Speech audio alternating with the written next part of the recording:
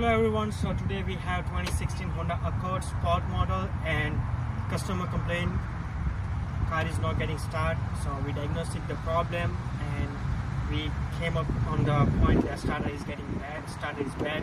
So now we are going to replace the starter. So I'm going to show you step by step how to replace the starter on 2016 Honda Accord. Stay on the video. First remove the battery. Raise the vehicle with the 6-ton jack stand. So we got the new starter from Advanced Auto Parts. As you can see, it's brand new. So first we are going to remove this nut, which is 12, because this nut will give you so much trouble once you put that inside. Now this is the direction of the starter.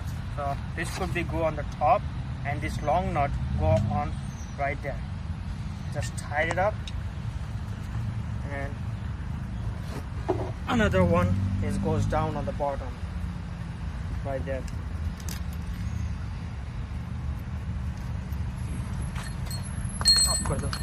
So the location of the starter is just the middle of the engine by the firewall. So first we need to take this out, the wiring harness. So pull up this pin here, right there, and it will comes out like that, right? And now we have this green wire right there. We need to remove that from the lock. Now press this one right there.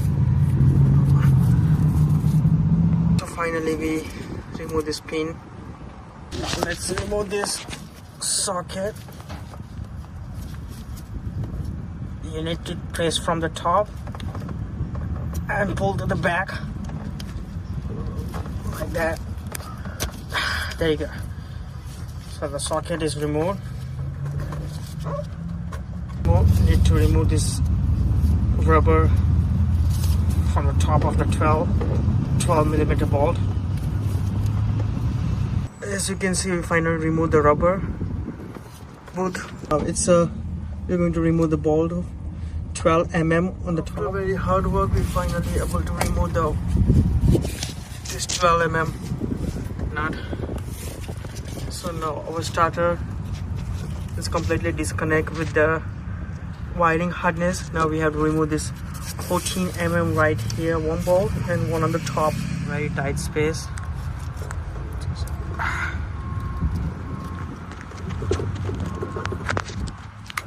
There you go.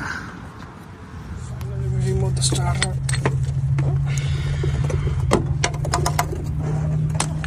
So the problem is the old starter, it was just when the customer tried to turn on the cranking the car, he heard only ticking noise, like tick, but the car is not getting started at all.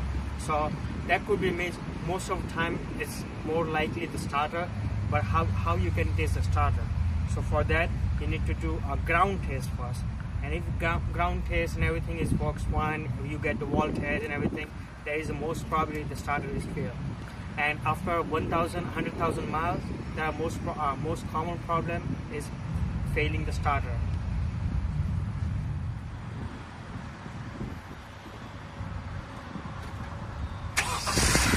There you go.